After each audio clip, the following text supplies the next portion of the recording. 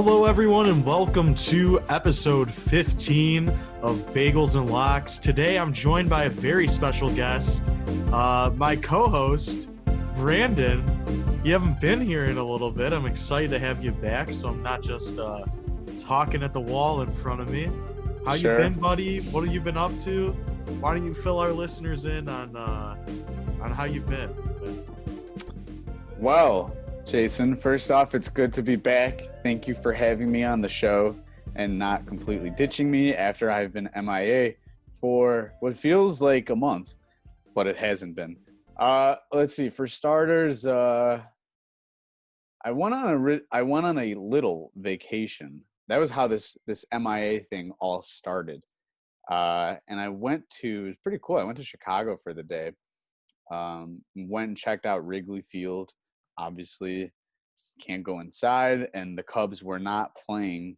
So I was told, though, that day games and night games at Wrigley, like now, even in this, world of COVID and no fans, that like tons of people line up to like try to catch home run balls out in left field at Wrigley, which I thought was really interesting, considering I guess it's easy to do so. Like it's easy for a ball to go out onto the street. So I didn't have that opportunity. Another interesting fact was the night that I was in Chicago, Lucas Giolito threw a no-hitter, and that was at the White Sox Stadium. So on our way out of Chicago, because you pass the stadium coming in and out, I had no idea that was going on. We got back later that night as Wrigley, are you trying to make an escape? Yeah, we had my special guest today, Wrigley, my dog, but he wants to get out, and my door is closed. So we are going to make do with this really quick. Hang on, everybody. Hang on 1 second. I knew this wasn't going to end well, and he can't hear me. There he goes. He just let his dog out. I thought it would last a little longer than that. Yes, sorry, everyone, for those technical difficulties as my dog had to leave my room. Anyway, as I was saying, what was I saying? No-hitter, White Sox. You were on the way out of Chicago, and you passed On the way out of Chicago, we had no idea that the no-hitter was going on. Pretty cool. The White Sox are going to the World Series. I will talk about this later. But anyway, Jason, I've been busy working, and I just haven't had the time. But today I finally have a day off, and I can relax a little bit, hang out, join you on today's episode of Bagels and Locks. I'm very excited. Lots of crazy things going on. I haven't talked to you in a while. How have you been? I know you did a couple episodes all by your lonesome, which I took a listen to, and they suck. No, I'm just kidding. You did a great job. I love to hear you and see you represent. Keep everything going for all of our fans out there. How have you been? What's good? I've been pretty good, man. My mom recently had back surgery, so I've just been kind of staying home, helping her out with that. And just it's kind of given me the opportunity to watch a lot of basketball, watch a lot of baseball. Give our listeners some great analysis. If you follow us on Instagram, I've been posting a couple videos on there. I talked about how I didn't know how Rajon Rondo would work into that rotation, and we saw what he did the other night. Though the other night was an exception to the rule, but at least 2 games ago, I would say I was pretty spot on with that analysis. And there's a little breakdown on our Instagram there at Bagels and Locks Pod. If you do not follow that yet, make sure to for updates and all that good stuff. But Brandon, enough horsing around. Let's get down to the nitty gritty here. Do what we do best. The nitty gritty, yes. And that summer's gone. That's the nitty. Summer is gone. Summer's over. Interlude by Drake. I was actually listening to that. Really? On Labor Day. It had me in my feels, man. It's crazy. We never brought up the music video. I can't think of the name of the song. The Drake song. His most recent song with KD, Marshawn Lynch, OBJ. Laugh Now, Cry Later. Yeah. I like the Pop Star is his most recent music video. Have you seen that one? No. Is DJ Khaled just going nuts? It's actually pretty funny. They have so it starts with DJ Khaled's like blowing up Drake's phone, like, bro, like you gotta send me footage. Like we gotta do this video. We gotta do this video. We gotta do this video like a trillion times over. And Drake's like in his studio and he's like talking to his boy. He's like, dude, I'm sick of this fucking guy. Like he's like, there's a pandemic. Like I can't be in each other's countries. Like I don't care. He's like, I gotta call in a favor. So he makes a phone call, and the next thing you know, it's the music video is of Justin Bieber like rapping the entire Drake song, like with What? all these dancers and shit at his house. It's actually super lit. That's the whole music video? Yeah, and then at the end he wakes up and he's like, oh, like I had this crazy dream, like Drake called me to like do this video, whatever. Like I would never do that, all this shit. And then like Drake calls his phone and the video ends. That's stupid. No, I'll dude, have, it's lit. It's really, I actually really fucked with it, bro. You got to check it out. I'll send I you. I'll will. send you the link after we're done here. It's no WAP music video. I mean, Well, I mean, come on. those two things just night and day difference. And you remember the days of watching like MTV music videos like on TV, Yeah, and VH1 as well. They had VH1? them. Yeah, Nah, like those you days never are saw. over. Those days are long gone. You will never see anything like that again, Let's especially with the music videos of today. let's That's just say the sad. Kids Bop people are struggling Oh, with WAP just a little bit. like their marketing team is really thinking this one over as to how far they can go with these lyrics. Let's just say It's a little tough. it's a little difficult for them over there. But Jason, enough horsing around, as you will. I love that phrase. Yeah, And BoJack Horseman, great show. Let us know if you've watched it. yeah, no, Anyway, yeah. we are. Let's hop into it. Goodbye, Giannis. Goodbye, Bucks. We've had so many predictions on the show that have gone right and well for the most part, but this is one that I don't think any of us saw coming. The I Bucks. called this one. I said I said I don't know if they can for sure beat them, but I said I think the Miami Heat match up with them better But than this was 2 weeks ago on my solo episode when it was like I don't even know if a game was played yet in the series. It might have been one game was played, but I was like the Heat actually match up with this team really well. Defensively, they can throw a lot of bodies on them. I said Bam Adebayo, he might not be the Giannis stopper, but he can, put a lot of pressure on him and make it really difficult. And that's exactly what we saw. I didn't expect a 4-1 series win for the Heat. I thought it'd go a little bit more games than that, but I mean, wow, this is remarkable. We Eric apparently Spoelstra has the magic going right now. A little Orlando magic for the Heat, if you will. There you go. Apparently, this is the first 5 seed to beat a 1 seed since like 2012 or 13 when the Memphis Grizzlies did it. So it's been a while, but I know you watched one game of this series, Brandon. Yes. And you watched the game where the Bucks won without Giannis. So do you have any thoughts on that win or on that game at all? So I only caught like the last. Actually no, that game went into overtime. So I caught like 9 minutes left in the fourth, and then obviously I watched the rest of it. We were outside, and there was a TV outside where I work, so we had nothing going on. We were just watching the game. I didn't know at that point that Giannis was out because he went down with an injury in that game, right? And he was pieced.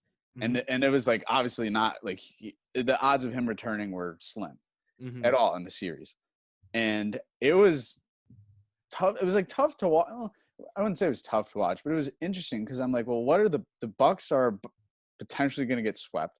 You don't have Giannis in right now. Who's going to gas up and really rise to the challenge? Chris Middleton was that guy. Basically put that game away and helped them seal a victory.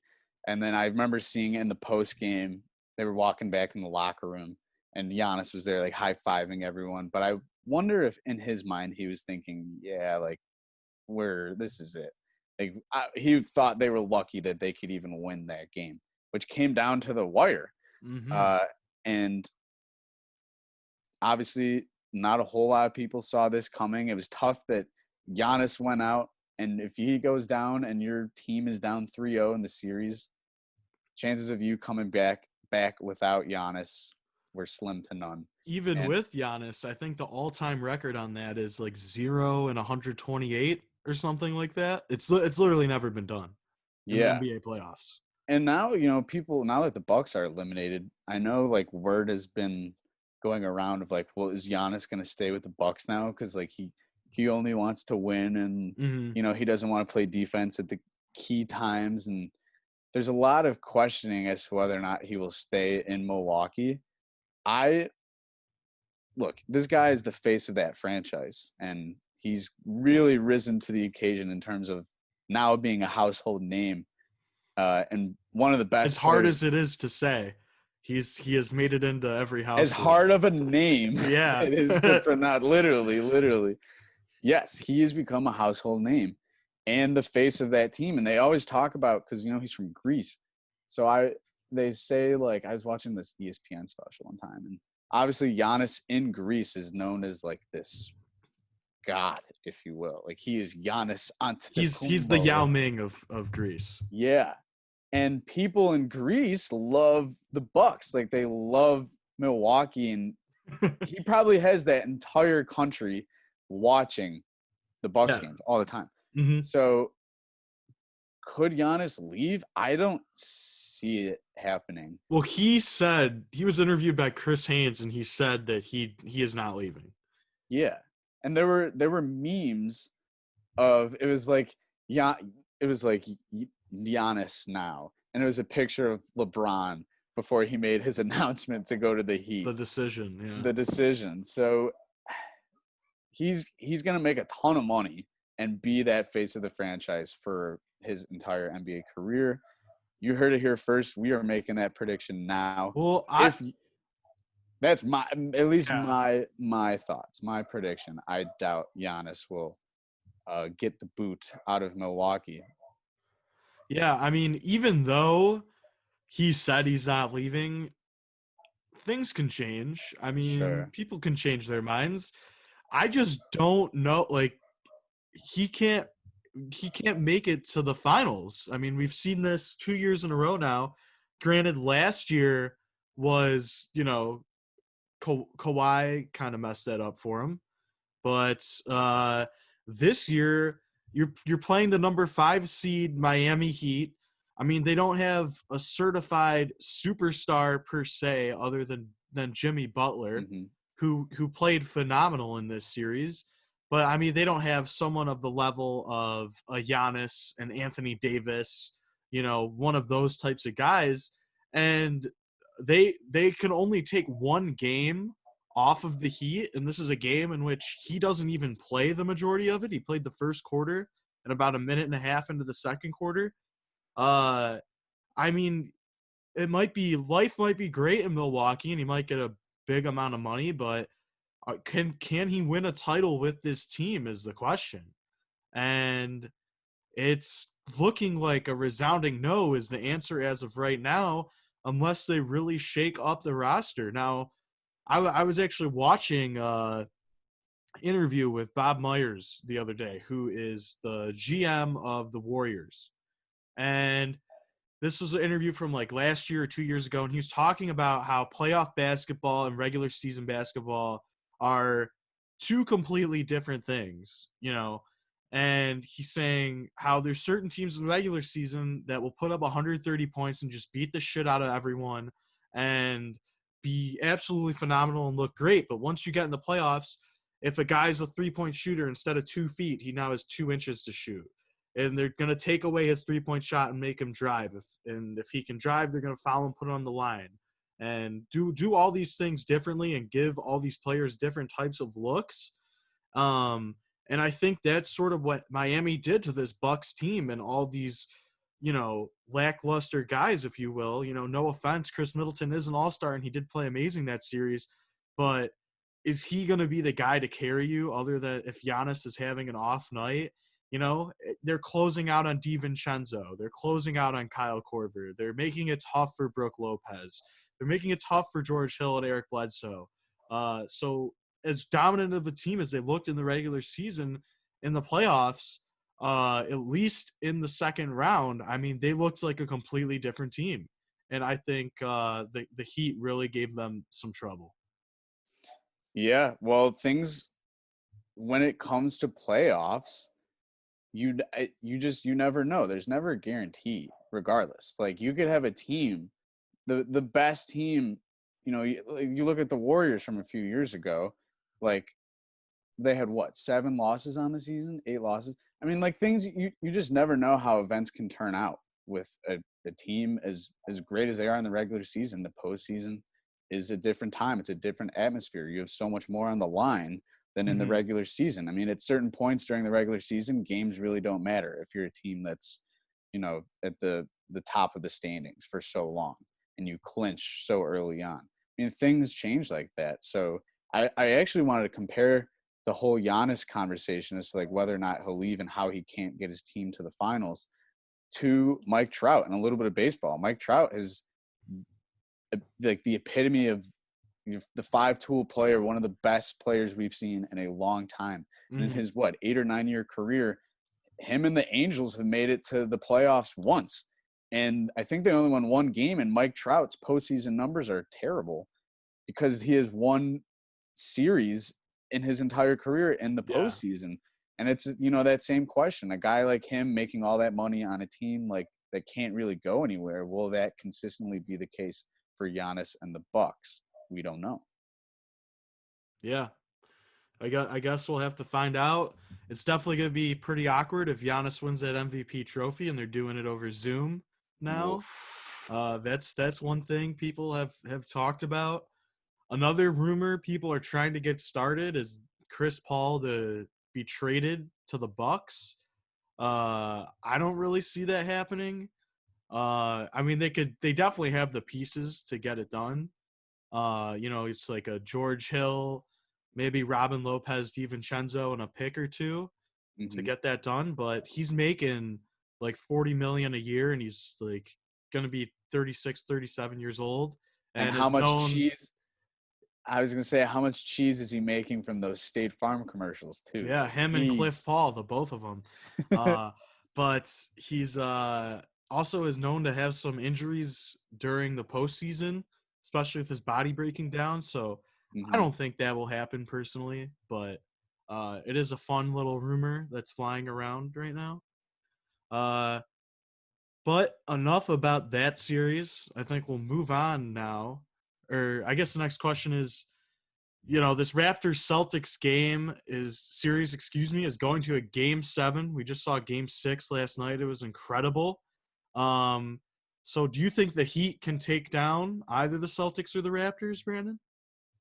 Well, the question now is this series has gone to game 7, double overtime last night. Both teams are probably pretty burnt out at this Oh, point. they're gassed. Yeah. And I mean, we saw it They had a too at the end couple. of last. Go on. I'm sorry. No, I was gonna say at the end of last night's game, tensions boiled over. I think a lot of guys are definitely frustrated in terms of some of the how the referees have been like calling these games, and they're probably getting a little tired of being in the bubble. Like life is like the same every single day. You wake up, it's a continental breakfast. Like these guys, that it's not typical for them. And I think, like we saw last night, a lot of tension is boiling over. Now game 7 is going to be awesome, and it's Friday night, I think. So I'm really going to try to make time Mm-hmm. to watch that game. But between either team, potential to take down the Heat, this is one of those situations where the Heat are going to have all this time off. They're going to be relaxing, chilling. Everyone's going to be refreshed. And now you're going to be playing either a team in the Raptors or Celtics that have been, through a 7-game series. And you look at the Raptors with all these comebacks, like this is a team that's potentially gassed out. So we're going to need to see Kyle Lowry. If the Raptors win, Lowry's going to need to step up. Fred VanVleet. I mean, there's a lot of these guys that we can see it's all weighing down on them, this tension. Will either of them be able to take down the Heat? I'm not sure. Like, I don't think it's going to be like a game 5, like that's it. Like someone walks away 4-1 series win. I feel like between the Heat and Raptors or Heat and Celtics, that could definitely be a 7-game series. And you don't know. The Heat are going to be relaxing and chilling and have full energy. And whether they play the Celtics or the Raptors, I mean, this is both teams. They're gassed. Yeah, I mean, we saw last night Siakam played 54 minutes, Anunoby played 50 minutes, Lowry 53, Van Vliet 51, Norman Powell played 38 minutes coming off of the bench. Mm. You had Tatum with 51, Tice with 47, Walker 52, Smart 50, Jaylen Brown 51. I mean, these are just insane minutes. So these guys are going to be exhausted. I think for this game 7 coming up on Friday, that it will be very similar to the game 7 we saw between Utah and Denver. It's going to be very low scoring, I believe. It's going to be a slugfest. But I do think if the Heat had their pick of their poison, they would pick the Raptors. I think the Celtics just have more firepower, more weapons. Um, Not to knock the Raptors at all. They've played phenomenal this series, especially on the defensive end. The stuff they've been doing on defense, I mean, they've been switching from zone to full court press to a different type of zone nearly every single possession. It's almost like an NFL defense that Nick Nurse is like calling in on the headset, like switch it up to this, switch it up to this. Like these guys are just so well trained and they know that they've given the Celtics such trouble offensively. But I think last night, like that double overtime game was like probably one of the best basketball games I've ever watched, at least coming down the stretch. Throughout the fourth quarter and the last 2 overtimes, that was like one of the most entertained times I've ever been watching NBA basketball. I mean, you were just on the edge of your seat the whole time. The defense was at an all-time intensity. You had Lowry flopping on for the Raptors. You had Smart flopping for the Celtics. It was just a big old flop The off. usual. It was just incredible. There was a stretch where Mike Breen said bang 2 times in a row. He said he puts one in and then went back and hit 2 more bangs. I mean, the threes were flying. It was just incredible. I also saw a tweet last night, and it was a chart, and it said like how good an NBA game is on the x-axis, and then on the y-axis it said like Mike Breen Breen's bangs. excitement. No, Mike Breen bangs, and it was just like a straight line like that. Wow. It's just spot on because I mean that is the way it is. But That's I cannot great. wait for Game 7 in this one, and it's crazy to think that these guys were up 3-2 going into this one, and if Anunoby doesn't make that shot with half a second left, this series is already over. Boston has already moved on, and now Yes, the Raptors have willed their way into a Game 7. Yeah. Maybe that was the motivating factor. Clearly, if it didn't happen, they'd be out of the series, and the series would be over. Mm-hmm. So, if I had to pick, I would say Raptors are taking Game 7. Yeah, I mean, I can see it going either way, honestly, Brandon. Did you actually hear the interview with Anunoby after he hit that shot? No, I didn't. They were What did he like, say? What did he say? they asked him, they were like, what were you thinking like when you took that shot? Like, did you think it was gonna go in? Like, did you think you were gonna win the game? And he's like, well, like he's like, I don't shoot to miss, so yeah, like I did think we were Wow. gonna win the game.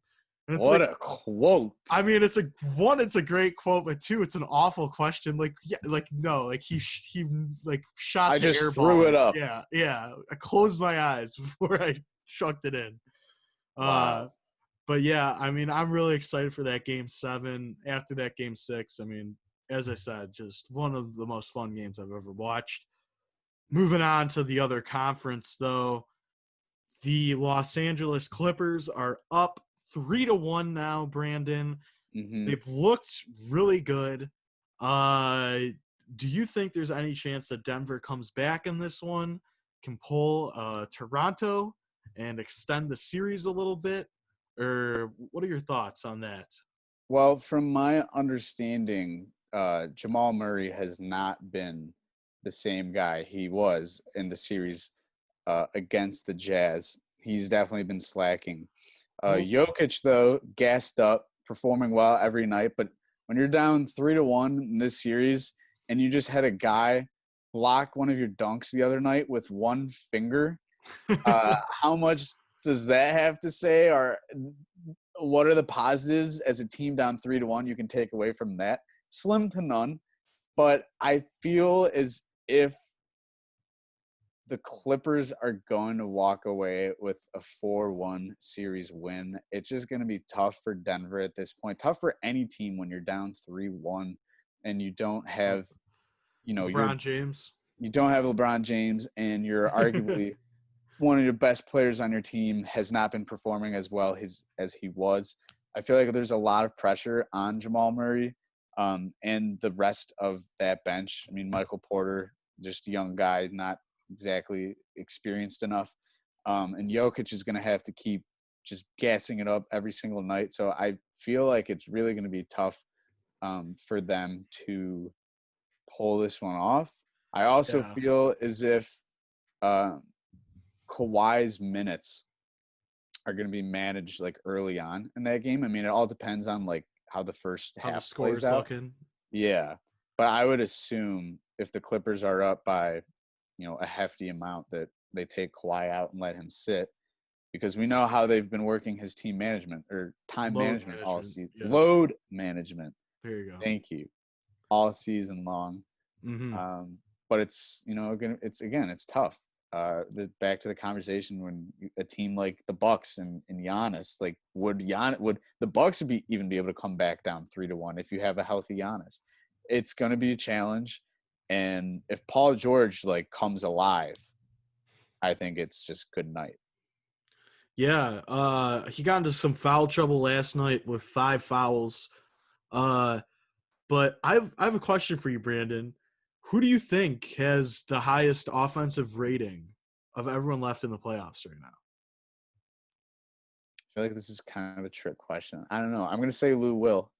It's Ivica Zubac. Okay. Who do you think has the highest plus minus on this Clippers team?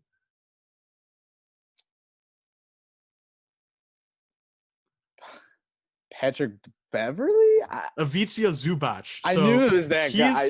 He has been quietly phenomenal for them all playoffs long. He's been great. Can you pronounce his first name again? Ivica. Ivica. Ivicia. With and like the Lakers, a crazy like accent mark somewhere. Maybe. But the Lakers traded him away last season for Mike Muscala, and he signed with the Clippers at the end of the year for $6.5 million. But he has been absolutely phenomenal for them. He doesn't put up crazy numbers or anything like that. He's just been like their glue guy. He's held them together. He's been so effective for them. He has been playing phenomenal defense. And another thing I want to talk about was you're saying, Jamal Murray doesn't really have it this series. He doesn't look the same as he did last series. And I agree, but also disagree with you, because he's not doing anything differently. He's playing. If you've watched the games from last series and watched the game from this series, he's approaching the game the same. He's doing the same moves, running the same plays. He's trying to get similar looks, but I think this is a testament to the Clippers' defense. And how good and how calculated they are, because they have just, they have so many guys at the end of the day. You got Paul George on you. You got Kawhi Leonard on you. Patrick Beverly, Marcus Morris, Harrell. No matter what they do, even I feel like even if they trick you into, I got, there's a big guy on Patrick Beverly one-on-one on the low block, I feel like that's like almost designed by the Clippers. I feel like everything they do on the defensive end is so purposeful and meaningful. And I feel like when they turn it up defensively and they it's going to sound stupid because obviously they always want to play defense, but when they lock in, they're like, okay, like we're going to defend the ball like that, like the game's just over. Like they can just decide to take you out of the game and just end it whenever they want to. Now, granted, they don't play with that intensity 110 possessions out of 110, but they play with them, 70, 75 of those possessions. It's just a living hell for NBA offenses. And the claw. the claw, man. I mean, you mentioned it, the middle finger block. And I don't understand how his finger didn't break on that one. I mean, my Oh, finger would have just snapped in half for sure. you know I mean, how you have the strong I mean, yeah, you that have the full power of Jamal Murray coming down on you with momentum, and his one finger is just like, no, like will not budge. It's like Hodor holding the door. Game of Thrones. I don't know. I know you don't watch Game of Thrones. No, Probably I'm shouldn't have made the sorry. reference. Yeah, I feel like there's people that are listening or watching right now that are giggling and they yeah, understand that reference. Unfortunately, yeah. not so much. But you know, I really think I I obviously want LeBron and the Lakers to win the title, but more recently, like the more games I watch of this Clippers team, I'm pretty sure it's gonna be them. It's, Like yeah, right. they're just too good. And they have the firepower, they have the star power, and I mean you got JaMychal Green, Harrell, Reggie Jackson, Lou Will coming off the bench as well. I mean that's just crazy. The Yeah, depth but they have. we know all about Reggie Jackson. That is true. He played 1 minute last night. He's not gonna. All he's gonna do is just pull up from deep with the game on the line and miss. I mean, we know how Reggie Jackson plays the game of basketball. So to me, he means nothing coming off the bench. But yeah, I mean, if the Clippers take this series 4-1, they're gonna have plenty of energy. And over in the Clippers, the Lakers and Rockets series, the Lakers are up 2-1. Yeah. I mean, depending on how many games that series go, tonight it could be over. Like it could be Yeah. Did over. you hear about Eddie House? No. Well, he got snitched on from the hotline for breaking bubble protocol. Wait, about a woman or something? Well, that's what The I'm speculation speculating that it's is? allegedly. I'm speculating that it's probably a woman, because all these other guys, all of his teammates have their wives and whatever coming in, and Yeah. gets a little lonely, and I would assume that he broke the rule about no Instagram thotties coming in. I doubt that it was like a DoorDash situation where he stepped outside of the boundary. And that really actually hurts this Rockets team a lot because they only have, I believe, a 6 or 7 man rotation. They're not very deep at all, especially if, and you got Westbrook playing 40 minutes, who's just he had a Coming good off game of last injury, game. too. Well, he just came off injury, but last game he had a good game. But the first 2 games, I mean, he looked like dog shit. So it's going to be tough for Houston. I saw the headline. I got a notification. I forgot to read into it. But the ESPN article mentions nothing about a woman. All it says is violation of bubble protocol. So this is saying It hasn't been confirmed it's a woman or what exactly he did, but I mean, what else could it be? But they may make him quarantine for 10 days, which Exactly, which means is he's out. he's not going to exactly. Wow. That's Some people are saying it was Austin Rivers or Ben McLemore who were his teammates so that they could get more minutes. But I mean, someone snitched on him. That's crazy. Especially your own teammate, I mean, it ratting you probably out. wasn't, but it's just it's a funny thing to think about. Wow. Wow. So I And think even that if it was was, the. Go on. Sorry. no, I was just gonna say that is so ballsy. Why now? Why wait? What if you're what? It makes no. I mean, hey, he's probably fed up of living in the bubble. He needed, Yeah. a little something to get him by.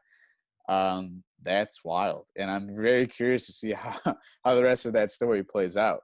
Yeah. Game 4 is tonight or tomorrow. Tonight. Yeah. Thursday at 7 p.m. It's kind of hype. It's a little bit earlier because that Miami series is finished. So. Yeah. Well, Jason, there's definitely some big time NBA games coming up. We will stay tuned and keep everyone posted on our thoughts. Will the Clippers walk away with a 4-1 series win? Who will win between the Raptors and Celtics? All this and more will be discussed at a later date. But for now, Jason, we're going to move on, talk a little bit of baseball action, if that's cool with you. Yeah, talk the Um, bases. but before we break this down, let's just say this next segment is brought to you in part by Zysol. Zysol, are you outside sneezing and coughing and everyone thinks you have COVID, but it's really just fall allergies? Take Zysol. Anywho, No comment.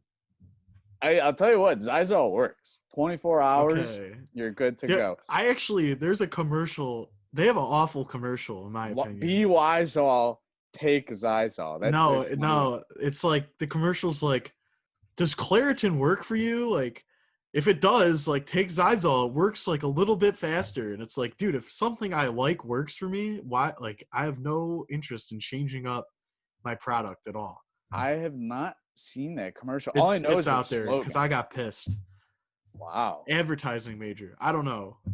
I don't think a good way to get people to switch over to your product is by saying, "Oh, what you're using works. Try what I got." Yeah. Wow. Well, Zysol's got to I rethink don't their know. strategy, maybe. Yeah, I mean, who knows? Maybe the Tigers didn't take their Zysol yesterday, which is why they lost 19-0. They were too Good busy call. sneezing in the outfield. What was up with that game, Brandon? I mean, and somehow a 19-0 loss wasn't even the The largest worst game of differential the on the day. board. Thank you, Atlanta, Yeah. for moving the headline away from us. Well, here's the thing. This is my, in a nutshell, breakdown of the Tigers. First off, no one saw this coming. No one really saw the Tigers, Orioles, Blue Jays, teams that have been straight ass Doo-doo. within the last few years, still hanging around in the middle of September, and not just hanging around like 5 games back. We're talking like a game to 2 games back, especially the Tigers. So the issue is that best case scenario, the Tigers will be like the 8th seeded team for the playoffs. Now, I don't see us, even if we make the playoffs, I don't see us getting past that. The team is incredibly young right now. Although we have been playing super well as of late, guys have really stepped up. Jamer Candelario is awesome. I've loved every single one of his at-bats. He is carrying this team single-handedly. Victor Reyes looks great. His bat is coming alive, and he's made some really good-looking plays. Matthew Boyd is an interesting case because get him out of here, man. Throw him off the Mackinac Bridge. I hear you, but obviously he stunk. He stunk for a while at the beginning of the season. Then he made some pretty good starts in between then. Obviously he got shelled yesterday. Like, that game was tough. He got absolutely rocked. Yeah. But we know what he can do, and we've seen some I think that's a double-edged sword, though. Like, we know what he can do, but we know what he can do. Like, yeah. it goes both ways. So the issue at hand with this team is the pitching. Tarek Skubal, has looked great in his last few starts. I think he's starting to get way more comfortable, and he's made some starts against some really good teams, like the Twins, a couple of times now. Casey Mize will give you like 3 to 4 innings. He hasn't really exceeded past that limit. Yeah. I think he's still trying to figure things out. But Skubal has surprisingly looked really well. The bullpen has been solid. Gregory Soto has had a few hiccups, but he's still lights out. He's actually averaging – he's the fastest average speed of his fastball amongst all left-handed relievers. I don't know if you knew that. I didn't, but I'm not surprised because I've seen it. Yeah, he's looked really great. Joe Jimenez blows. I feel really bad for him because he was really good at the beginning of the year and then just has tanked since. Buck Farmer has been pitching pretty well, and Jose Cisnero also looking good, although he gave up a few runs when we were up, 8-0 to the Brewers the other night. Yeah. So, look, the key is consistency. If we don't keep up this little hot streak that all these players are having. Also, I'm glad we sent down Christian Stewart to the alternate training site, whatever you will call that, Mm-hmm. because he was garbage. He literally wasn't doing anything. He was not helping the team in any way. We called up Daz Cameron yesterday, who is the son of Mike Cameron, former outfielder for the Mariners, Gold Glover. There's a lot. So we got Daz Cameron in the Verlander trade. Hmm. He had a really good season in the minors like that year and maybe like the year following, but like he's slacked since, and like we've seen him in spring training and he really hadn't looked all that great. But in a situation like this, the Tigers have really relied on their young guys, and everyone is inexperienced. Like Tarek Skubal hadn't made a start past Double-A, and Yeah. it's crazy to think that he's doing what he's doing now, and like there's a chance that this team could go to the playoffs. And we don't know how anyone is going to perform because some of these guys haven't even played a game in AAA, and like they may find themselves in the postseason. But the Tigers' schedule looking ahead is fairly tough.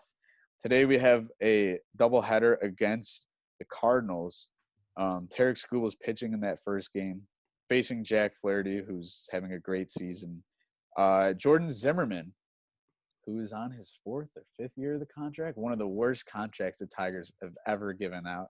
It's like 5 years, 180+ mil for a guy to go on the DL like 4 times a season. Yep. We just called him up. He will be starting game 2. And then we go to Chicago, where the White Sox, which arguably I think is one of the coolest teams to watch. Like, I hate saying that, but considering like they are in our division and they are going to be very good for a long time, Jason. Yeah. I don't know if you've seen like any of the highlights of the home runs that these guys hit. Yeah, they're It's bombs. crazy. Like Eloy Jimenez, Jose Abreu is having a really good season, and Luis Robert. Okay, remember this name, Luis Robert, stud. And these guys like hit the baseball like it's nothing, and they just go on these offensive routes every single game. If I am someone who's a betting man, I take the over on every single White Sox game because I swear they average like 8 to 9 runs each game. Their pitching's great too, but these guys are elite.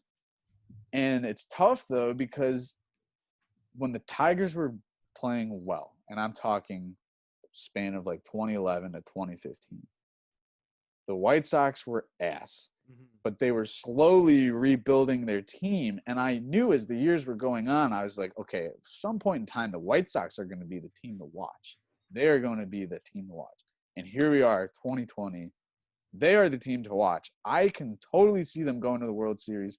The AL Central right now is crazy. Oh, yeah. It's like a 1-game differential between the Twins, Indians, and White Sox. And it's just really fun to watch this team. They're so young, and they are just absolutely destroying the ball. And I think the White Sox are definitely the team to fear in all of baseball right now, Jason. Yeah, I mean they're looking incredible. I still personally think the Padres are the most fun team to watch, but you Slam know, Diego. slam Diego, and they Dude, just got Mike Minor too. So have you and Mike Clevenger? They yeah, went all out at the trade deadline. yeah, So we were talking, about Mike Breen and all his bangs. mm-hmm. Are you like, have you watched these like highlights where the Padres are hitting these grand slams? Their play-by-play guy He's great. goes crazy. Yeah, Like, I have never watched or listened to someone that is that, and like, I don't get me wrong, I love a Dan Dickerson clutch home run call. Those are unmatched. hit a little But this, different. very different. But this guy, I don't know his name, is so enthusiastic, and like it actually like, whoa, like sometimes it's a little too much. Like slammed it, like he goes wild. I mean, I just think he's in genuine disbelief at this point that they just keep hitting so many grand slams. I mean, Yeah. he's seen more grand slams this season than like I have in my Most. lifetime. Yeah, Yeah. like, it's insane. Yes. The Padres though, definitely, like you say, a team to watch, and just a great group of guys that really have everything going right now. Definitely. And you mentioned the Tigers wanting to get in the playoffs.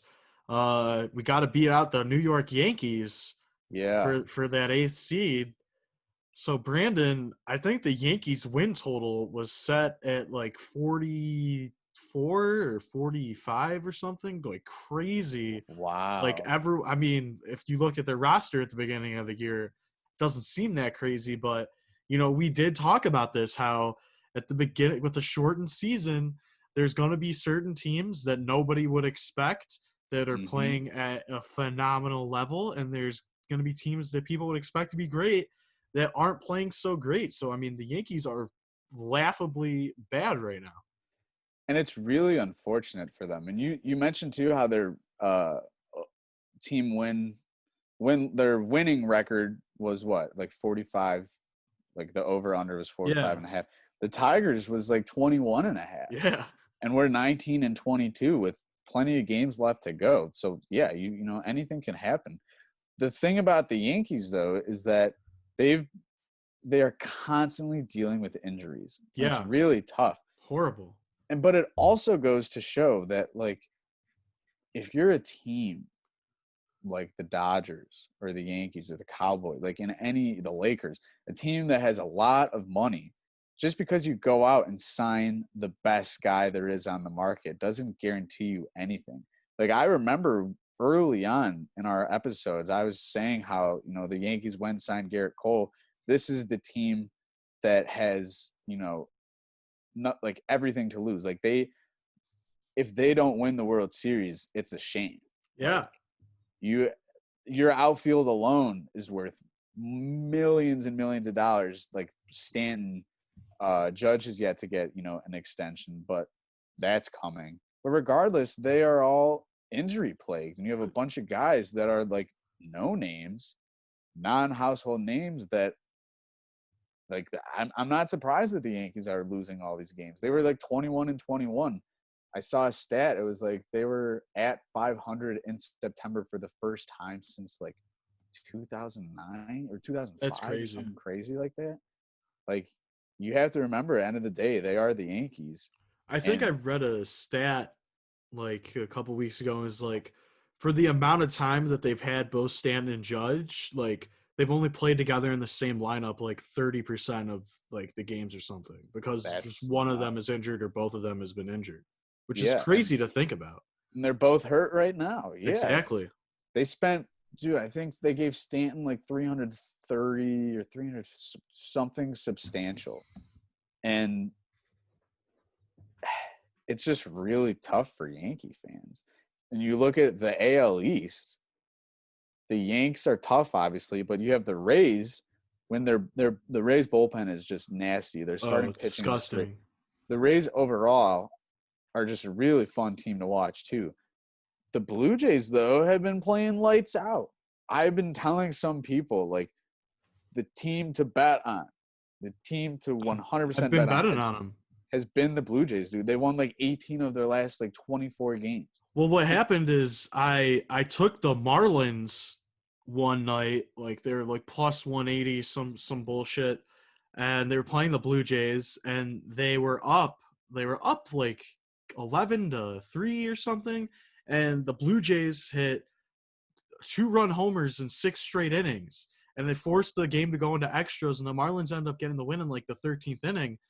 But after that, I was like, I'm literally never betting against this team again. Like Yeah. they're literally never out of a game. Yeah. So It's I also like mean, betting on the Dodgers when they play at home. They always win. Like, yeah, I swear the Dodgers never lose at home. So it's wild to see what the Blue Jays are doing. And they're another young team that is surprising a lot of people, and that will mm-hmm. be good for a long time. So we'll just quickly take a look at the playoff postseason push. As of right now, the Tigers' odds of making the playoffs is at 6.6%. I think it's crazy because, like, it was at first like the Tigers, it was between like the Tigers and the Blue Jays, like in terms of us gaining ground. But now it's the Tigers and the Yankees and the Orioles. Like, things are going wild. I mean, come end of September, I think that it's going to be a little bit more defined. I Hmm. definitely feel that some teams will, not be playing as well as they have been. I hate to say, I don't think the Tigers are gonna be in that category I agree. unless they consistently keep playing as well as they have. But our bullpen's being ran through right now like crazy. Our starting pitching is just tough, other than Spencer Turnbull, who has pleasantly been one of the most exciting guys to watch on this roster. Michael Fulmer blows, but when you have like the Fulmer Norris combination, Daniel Norris has been pitching pretty well. And I'm glad to see that because he is a guy who lived in a van. I mean, Hmm. he's a mountain man, really cool guy. I've always respected Daniel Norris. I just don't think that the Tigers can necessarily carry how well they've been playing. I think the Mariners are going to be tough. I don't think the Orioles are going to hang in there either. Marlins, though, have been a very surprising team to watch. One of the Yeah. most controversial teams in all of baseball this season, All of considering sports, really.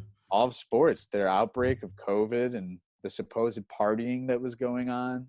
And then they just came back from that, what was it, like 2 weeks, 1.5 Yeah. weeks without playing and just kept on winning. And I think they're a game under 500 maybe. I mean, they're still hanging around. So baseball is really interesting right now. And Yeah. still it is If the season meaningful. ended today, they'd play the Dodgers 1-8. Crazy, Yeah. crazy.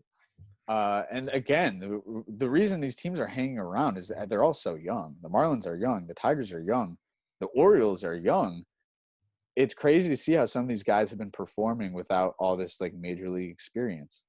Mhm. Guys that have been called up, and they haven't made a start or taken an at bat since they were in Double A. So you got to take that into consideration in terms of experience if any of these teams do make the postseason. But Jason, there's a lot going on. The Astros are 22-22. The Astros stink. The A's are pretty darn good as well. Like What I tell you about the A's, man? the A's, I dude, told you at the beginning of the year. The A's are pesky. Like Dude, the I A's and the hated, Cubs are like my teams right now, low key. yeah. Cubs are killing it too. They Uh-huh. they went through a bit of a tough stretch, but Yeah. Cubs have been playing well as of late. They're 25-19. Yu Darvish is having a really good season. Amazing season. Like I mean, I didn't even know about it till like a couple of weeks ago. He was like he was leading like the NL and um ERA, and I was like, wow, I didn't realize because Darvish, I think he pitched pretty well in spring training, but like he had gotten rocked his last few seasons. Just looking around the league, the Red Sox, they blow. I feel bad for JD Martinez. He's not performing well, and there's talk about him being traded, but he was never traded. Phillies, another team to be betting on if you are a betting man and or woman. The Phillies have been playing great baseball. And the Giants are low-key sticking around too. They're 23-21, but I think that's another team that's going to phase out here. So, tough schedule ahead for the Tigers. I don't see them necessarily making it to the postseason, but hey, this season is already surprising in itself. So still tune in, watch the Tigers games. Kurt Gibson can be a little dry, pretty dry at times. And we can definitely use change, I think, in that department. But other than that, it's fun to watch the Tigers, and there are some key series coming up. So they got to win at least one of the games in the doubleheader today. And who knows? We don't know, Jason. We do not know, but we will find out. We will find out. But I think it is time to move on from the Major League Baseball and move on into the National Football League because today, Brandon, Thursday, September 10th, marks the start of the NFL season. I could not be happier. I'm like a pig in shit. This is phenomenal. What? You never heard that? A pig in I've shit? never heard that. I've Look heard that like up. whipped cream on top of shit, but I haven't heard That that. I've never heard of. You never heard that? No. No, like pigs love shit. No, I know. But Yeah, whipped so I'm cream like a on top pig, of shit is like but no one eats whipped cream on top of shit. oh, I know. I've heard it. I hear it on the golf course all the time. Like if a guy is playing horribly and then like sinks like a 50-footer for birdie, it's whipped cream on shit, you know? But I anyway, didn't know, but now I know, I now you guess. know. Now you Uh, know. anyways, we got the Houston Texans playing the Kansas defending Super Bowl champions, Oh Kansas yeah. City Chiefs tonight. Uh, gonna be a really fun game. If you remember last year in the playoffs, Houston had a 24 to nothing lead on Kansas City, and Kansas City came back to win that one, keeping their Hmm. playoff chances alive, and they eventually won the Super Bowl. Uh, as I said, I'm like a pig in shit. I could not be more excited. I fucking love football. Uh, Will it last? just amazing. Will it last? I mean, I'm thinking it might last a little while. I know we've probably talked about this every fucking week on this show, Hmm. but I'm feeling pretty good about it. Uh, from the college games that have played so far, we everything's been good. There hasn't really been any outbreaks. Penn There's State been had one though. there's well, they haven't played a game yet. No, See how I I said know. games played so far. I There's a know, lot of but I'm teams that just have had saying. them. But and I guess I was also reading an article the other day. There's also been like 4,000 high school football games played across like a couple different states that have Really? okayed it. They did a study, and there's been like no outbreaks there either. What? So I mean, it's looking good so far. I'm really hoping for it. I love football, but I'll take 1 week of it if that's all I can get. You did Um, your draft, right? I did do my fantasy football draft. My team's looking pretty good. I Nice. got Lamar Jackson, reigning MVP. I got Alvin Kamara, who is due to sign a fat contract extension every day, and I'm in a half PPR league. So as people know, he catches a lot of balls out of the backfield, and was plagued by injury last year, but hopefully has a bounce back year. Raheem Mostert, that's kind of a go big or go home pick with that as my second running back. I got Michael Thomas, or no, I don't. What the hell am I saying? I got Mike Evans. He just got injured, but hopefully we'll play this weekend. I got a bunch of guys. Doesn't really, no one gives a shit about my fantasy team. No, But we give a anyways, shit. super excited to get that underway. But yes, football is back tonight. You know what's Uh, funny? what is funny?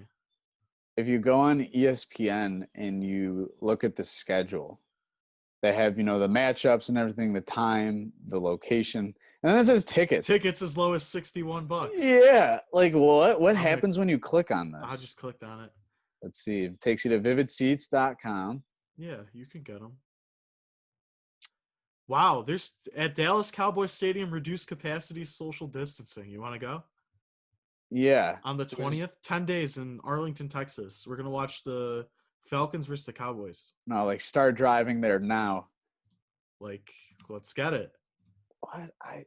I thought that so I had heard though that like some It state depends. It depends on who they're what state it has it in, I guess. Because what's interesting is if you click tickets as low as $66 for the Bears at the Lions, it'll take you to the Lions at the Jacksonville Jaguars. Because in Florida, you're allowed to do that shit. So I'm assuming that depending on the state, it looks like there will be some fans at some games. I don't know. Kind of fucking so crazy. let's say that's the case, right? Like I wonder what the limit of fans will be and how do you go about like what's the word? Like who like obviously seats are gonna probably be like crossed off, like caution tape, like you can't sit here. Like I wonder how that's gonna happen. And then let's say you have like 2,000 fans, which I don't know, does that sound like a lot to you? I don't think so if you have them spread across the entire stadium. Are you still using like the fake in-game crowd noise? Or are you just letting those 2,000 fans have That's it? a great question. I clicked on the one for Jacksonville this week, and there's certain sections that you can click on and certain ones you cannot click on. It says 283 listings total. But So like this listing is like 8 seats. So I don't know. I think it's definitely probably depends stadium by stadium. Should be interesting to watch. That's for yeah, sure. But in other news, Adrian Peterson signed with the Lions. So that's pretty fucking exciting, honestly. I think he averaged more than like 4 yards per carry last year. I don't think he's done by any means. At or the is it whipped cream on shit signing Adrian Peterson? I don't know about that, but he'll definitely be a great mentor to Kerryon Johnson and DeAndre Swift. And it'll be interesting to see, the Lions have never really run the ball, like ever. Mm-hmm. So, like since Barry Sanders. So it'll be interesting to see how he fits into our lineup. We'll see if he's going to play week 1 against the Chicago Bears, or are we going to see him that soon? And if they'll just let this guy run loose. I think if they do, he could be good for like 800 yards or so, which would be awesome for Matthew Stafford and for our air game. If we have a running attack, it would be super cool. But for the game tonight, I'll make a pick for you guys. Probably won't go too well, but I'm actually on Houston +9 against the Chiefs tonight. Uh, Mm-hmm. my reasoning there is you can't forget they were up 24-0 in the playoffs against the Chiefs.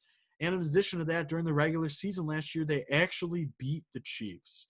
Another fun stat for you is underdogs of 8 or more are 7-0 against the spread in week 1 over the last 5 years, and 20-8 against the spread week 1 over the last 15 years. So if you follow the trends and you look at what happened last season, I think there's a good chance they cover this 9-point line. I don't think they're going to win the game, but they should keep it somewhat close, and it should be very exciting. But other than that, I got some best bets for you guys for week 1.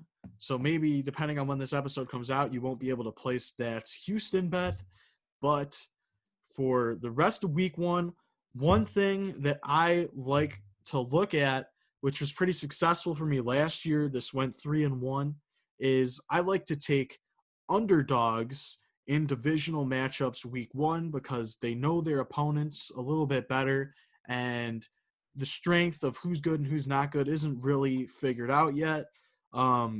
So for this year, that looks like Green Bay +129 at the Minnesota Vikings, Tampa Bay +160 at the Saints, and Chicago +131 at the Detroit Lions. And lastly, you got Washington +212 at the Philadelphia Eagles. Now, I probably would not bet on the Washington football team. They are atrocious. But the other three, I actually do really like.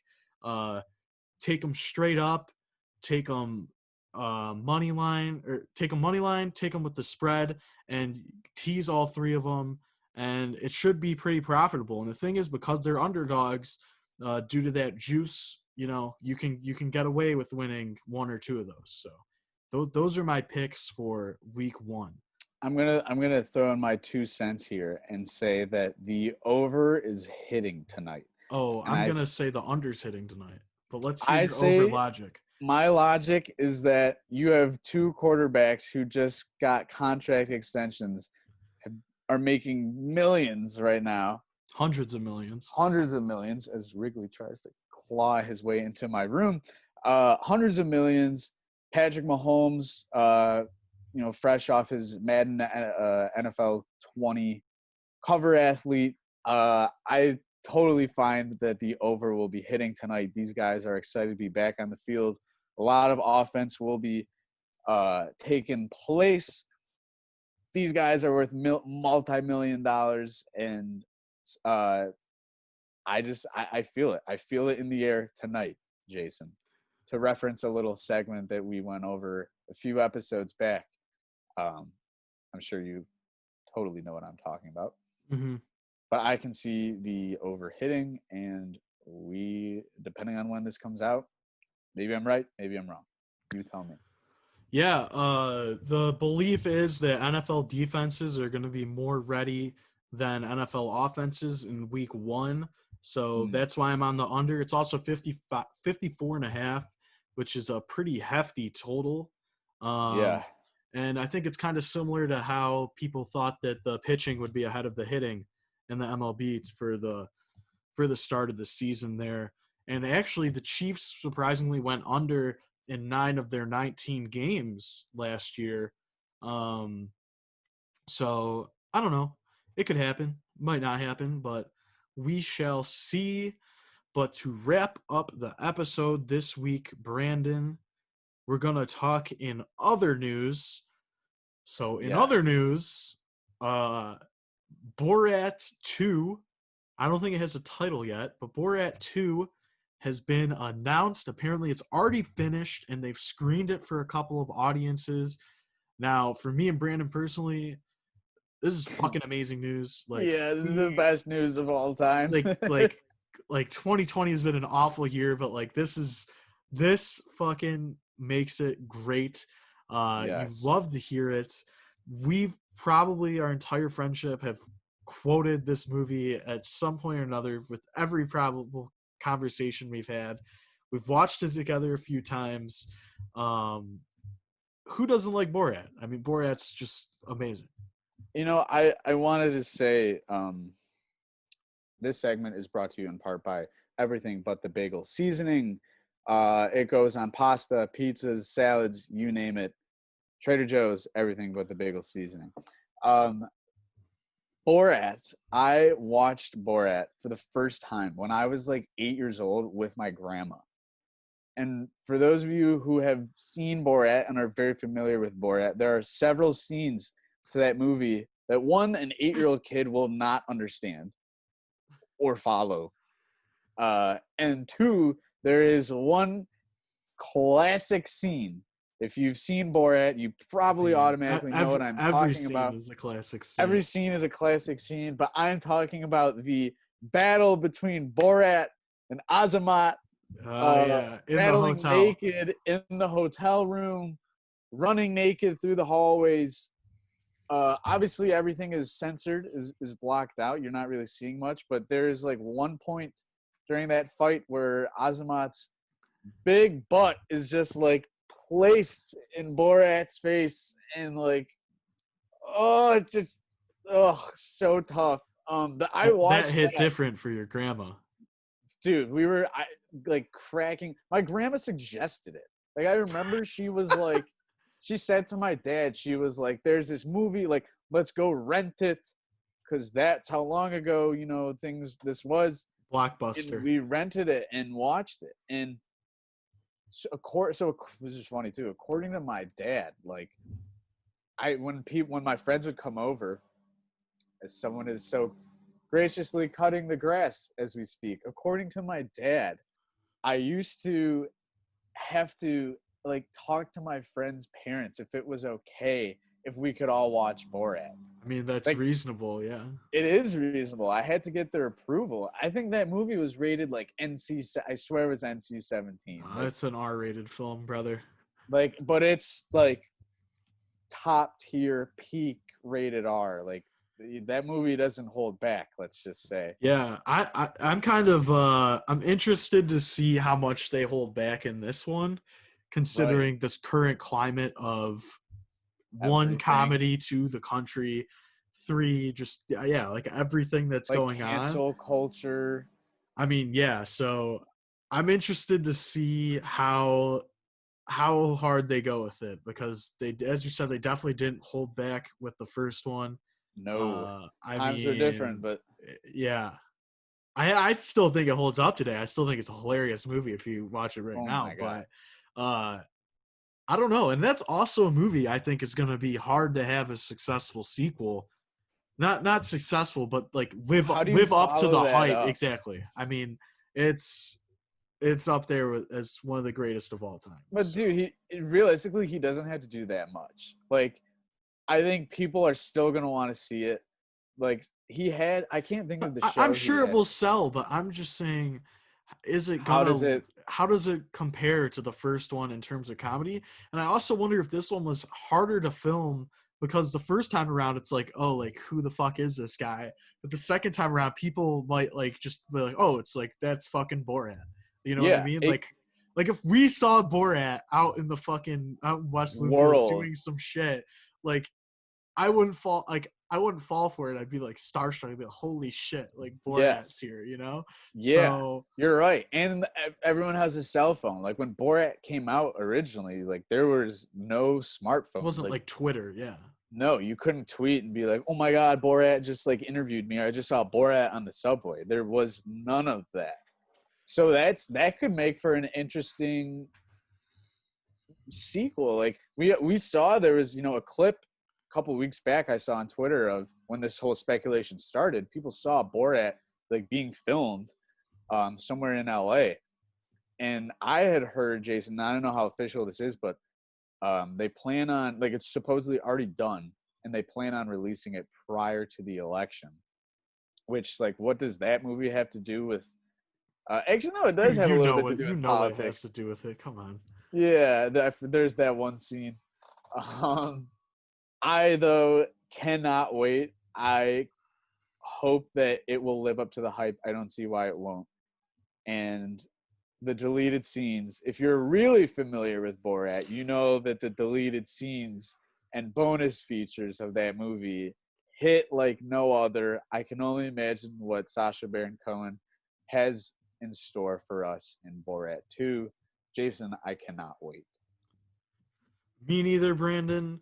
But I think that will do it for this week of Bagels and Locks. Thank you for coming on and stopping by. And hopefully we can get you on again sometime soon. This was super fun. Uh, Yes, it was. make Good to be sure back. make sure to subscribe on YouTube, Apple Podcasts, Spotify. Follow us on Instagram if you haven't yet at Bagels and Locks Pod. And let's just have a fucking great NFL season. A safe one. A safe and healthy NFL season. Well, that goes without saying. But Yes, yeah. It does. All right, Jay. It was good talking to you, baby. Yep. Let's do this again. We'll be seeing you.